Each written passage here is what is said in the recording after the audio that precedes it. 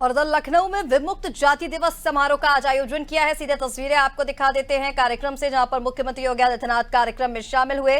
संबोधन उनका जारी है। विमुक्त जाति के छात्र छात्राओं के लिए उन्हें प्रवेश वहां पर देने की व्यवस्था है और सरकार के द्वारा राजकीय उन्नयन बस्ती योजना के अंतर्गत कानपुर में, मुरादाबाद में और लखीमपुर में भूमि आवंटन का काम भी उन लोगों के लिए किया गया है जिन्हें कभी क्रिमिनल टैक्स घोषित करके जन्म से अपराधी घोषित करने की जो दुष्प्रवृत्ति थी, उसको उन सभी जातियों के विमुक्ति के दिवस के अवसर पर सबसे पहले एक कार्यक्रम। मुझे आप सबको यह भी बताना है कि पिछले 11 वर्ष में प्रधानमंत्री मोदी जी के नेतृत्व में इन सभी घुमंतु जातियों के कल्याण के लिए केंद्र और राज्य सरकार पूरी ईमानदारी और प्रतिबद्धता के साथ कार्य कर रही है। आज आप उस प्रदेश में देखते होंगे कि हमारी सरकार आई, उससे पहले की सरकारों को इस बात की फुर्सत नहीं थी कि बनटांगिया के लिए कुछ कर सके। हमारी सरकार ने उन्हें राजस्व गांव का दर्जा दिया, उन्हें मत प्रदान करने का अधिकार दिया। 1947 से लेकर के 2017 तक एक भी बनटांगिया परिवार के अपने पक्के मकान नहीं थे। आज उन सबके पक्के मकान बन गए हैं, उनके लिए स्कूल बन गए हैं, उनके लिए आंगनबाड़ी केंद्र बन गए हैं, उनके लिए हॉस्पिटल बन गए हैं।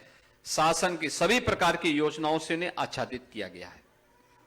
मुसहर सुविधाओं से वंचित थे, आज उन्हें सभी प्रकार की सुविधाओं से युक्त किया गया है। कोल सुविधाओं से वंचित थे, उन्हें सभी प्रकार की सुविधाओं से युक्त किया गया है। थारू, गौड़, चेरो और तमाम अन्य उन सभी जातियों, बुक्सा, सहरिया, इन सब को भी इन योजनाओं से संतृप्त करने का कार्य किया जा रहा है।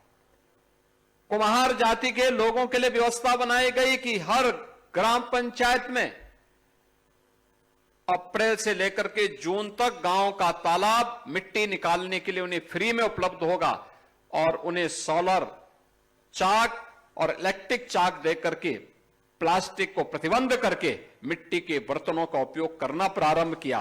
परिणाम है आज प्रजापति समुदाय के लोगों को भी अच्छा आमदनी शुरू हुई। निषादों के कल्याण के लिए भी जिस गांव का है, समिति जहां की है, वहां का पट्टा उन्हें प्राथमिकता के आधार पर प्राप्त हो सके, उनके लिए तमाम प्रकार की स्कीम, आवास की स्कीम भी बनाई गई। उनके लिए नौका प्रदान करने की कार्रवाई भी प्रारंभ हुई। ये अनेक कार्यक्रम आज प्रारंभ हुए हैं। श्री संजय निषाद जी उसको लेकर के लगातार प्रयासरत हैं, काम कर रहे हैं। राजभर समुदाय के कल्याण के लिए भी आपने देखा होगा, महाराज सोहेल देव के नाम पर बहराइच में एक भव्य स्मारक बना हुआ है। स्मारक बनाया गया और आजमगढ़ में महाराज सोहेल देव के नाम पर विश्वविद्यालय का निर्माण भी कर दिया गया है। ये पहली बार हो रहा है।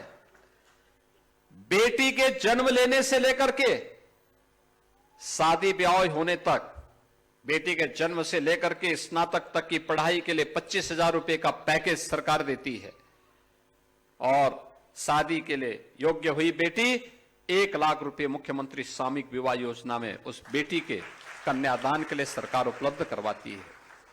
सरकार की योजना का परिणाम है कि आज योजनाओं का लाभ बिना भेदभाव के प्रत्येक व्यक्ति को मिल रहा है। बिना भेदभाव के राशन की सुविधा का हो, मकान की सुविधा का हो, शौचालय की सुविधा का हो, पेंशन की सुविधा का हो या सरकारी नौकरी में सुविधा का। आपने देखा होगा अभी उत्तर प्रदेश पुलिस में भर्ती हुई। भर्ती में घुमंतु जातियों से जुड़े हुए भी तमाम युवक और युवतियां भर्ती हुई हैं जिन्हें सरकारी नौकरी मिल गई। पहले कोई पूछता नहीं था, अब सरकारी नौकरी मिल रही है। इन सभी जातियों के कल्याण के लिए सरकार पूरी प्रतिबद्धता के साथ कार्य कर रही है, जिसमें हम आज भी इस बात को देखते हैं। नट है, बंजारा है, बाबरिया है, सांसी है, कंजर है, कालवेलिया है, ये सभी ऐसी जातियां हैं जिनके कल्याण के लिए कार्य किए जाने की आवश्यकता है। और आज मैं यहां पर श्री असीम अरुण जी से कहूंगा कि इन जो जातियां अभी वंचित रह गई हैं, सुविधाओं से वंचित हैं, उनके लिए जमीन के पट्टे मिले, उनके लिए मकान की सुविधा हो, जैसे हम लोगों ने अन्य